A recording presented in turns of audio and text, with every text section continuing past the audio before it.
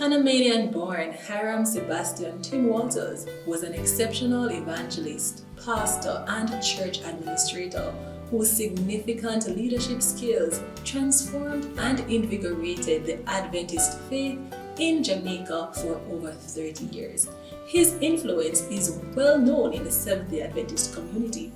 Today, Church in Action takes you on a journey as you learn more about the work and worth of this dynamic man of God.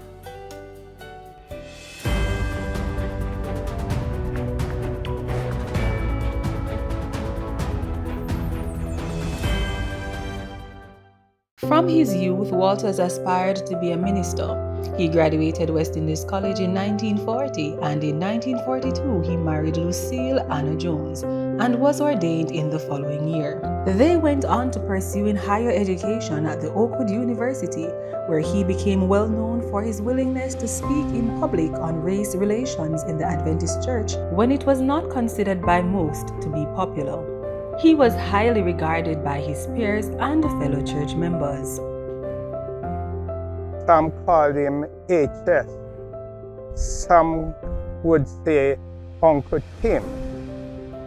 Elder Walters was a tall, black, handsome man with a commanding personality. When he speaks, it is hard to disobey him. But he was a very pleasant person. He has this welcoming personality, and seemed easygoing, and I think a dynamic leader. They seem to have the command of his job and those who were with him. He's just so peaceful, so calm. He will never pass anybody. He just pass and call to everybody and to find out how you are doing. Walters first served as the youngest conference president of the West Jamaica Conference from 1952 to 1961. He next led the Central Jamaica Conference between 1961 and 1968 before serving as the first Union Conference president of the then West Indies Union Conference of Seventh-day Adventist, serving 1968 to 1976. When Elder Walters was president of the West Indies Union Conference of Seventh-day Adventist, I was the auditor of the union at that time, so we used to work closely with each other. I could say to you that when he comes up with an idea, if you should try to oppose him, then you know you have a fight on your hand. For instance, I'll give you a story. We were now constructing the new men's dormitory, and it was not anywhere near to be inhabited by anyone. But Elder Walters got up and announced to the college board that for the coming year-end meeting, he was going to house the delegation from the General Conference and the division in the boys' dormitory. So I got up and said, Pastor Walters, that is not practicable, it cannot work. And he jumped up, this big, tall, commanding man, he jumped up and he said, Barnes, whose side are you on? And I said, got up, I said, I am on the side of Jesus Christ and him crucified. And he sat down and laughed. He was one of the most dedicated and charismatic church leaders of his generation in the Inter-American Division. A number of the workers, pastors, they used to ride bicycle and take public transportation, a lot of things like that. But when he came, a number of them got motorbikes. And in a little while, they improved from motorbike to motor cars. Another thing that he used to do, he built many houses for workers. For instance, this house, when I got this house, I went to Elder Walters and said, Elder Walters, I need a house to live in with my family. He asked me, how much money do you have? And so I told him that all I have is the ambition. I have no money. Elder Walters bought this land. He built this house, and then he went to Manton and Hart and got a 20-year mortgage in my name for the house and turned over the house to me. And he had a policy that for the first house for a worker, they should get enough homeowner's allowance to meet the monthly payment. He felt strongly for that because he said that if the workers are stable in their own houses, it will bring stability to the work. H.S. Walters was the pioneer for Adventist Christian education across Central Jamaica Conference. As a matter of fact, he came up with a plan that every member of the church should contribute a farthing in those days to support Christian education. He was a masterful man. While serving as chairman of the Board of Trustees for the then West Indies College, the institution underwent significant expansion in curricula, faculty, and building improvement.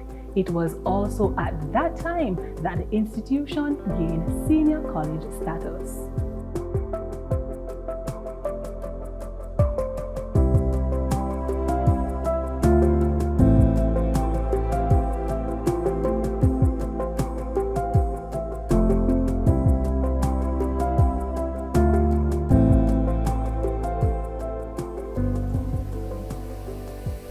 In honor of the work done by Hiram S. Walters, Northern Caribbean University named the Resource Center in his honor on August 4, 2001 and conferred upon him an honorary doctoral degree on August 12, 2001. The Resource Center contains over 80,000 books with 33,000 square feet of space and provides research facilities on the NCU Mandeville campus and online. Lucille's contribution to Adventist Christian education was very impactful, and because of her work, the general collection located on the upper floor of the library was named in her honor. We used to call her Aunt Luce. She was a history teacher. She was a very successful teacher because she taught in such a way that she would help students to succeed. So she was very popular, and her husband, Tim Walters, was super popular. So you can just imagine the pair.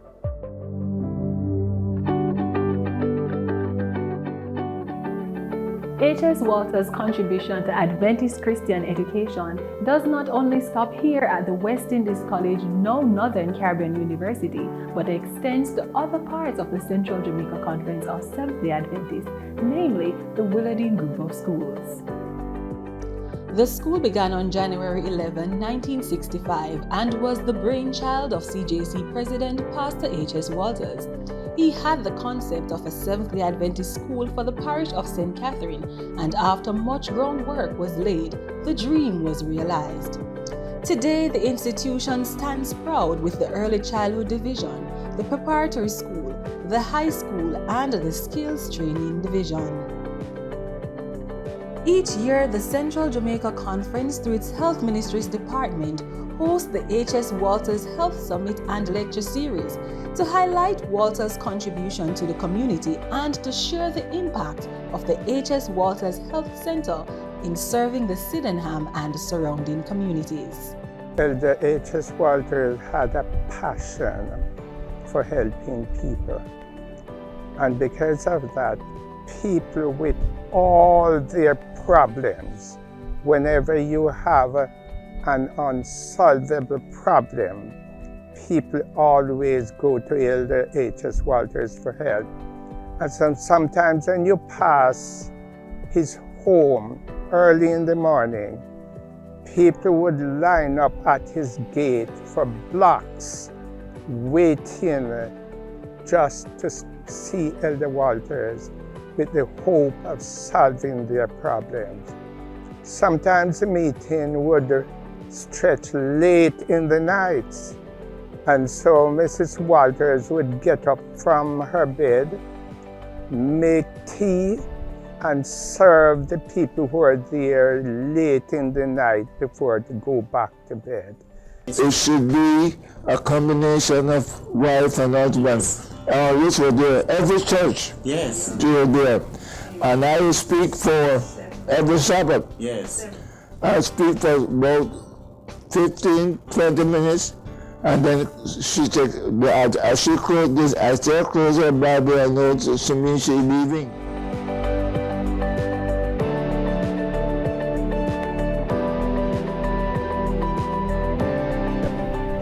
He was a big, tall man, and he always think very, very big.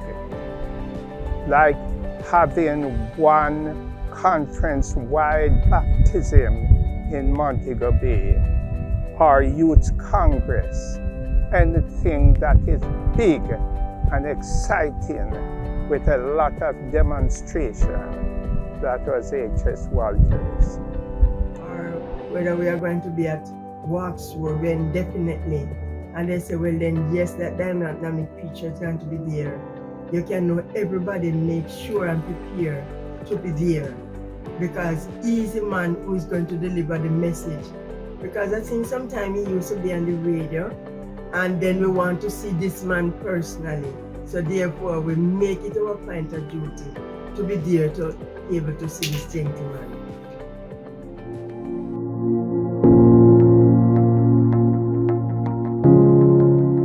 Walters died on October 2, 2001, leaving thousands of fellow believers to recall his many successful ventures. He was a great man, and he was a great friend of mine. Some of Walters' accomplishments include the establishment of the Central Jamaica Conference of Seventh-day Adventist Head Office, the first camp meeting in Jamaica, and the establishment of the Trenchtown Seventh-day Adventist Church, just to name a few. Truly, the greatest legacy one can leave behind is to positively impact the lives of others.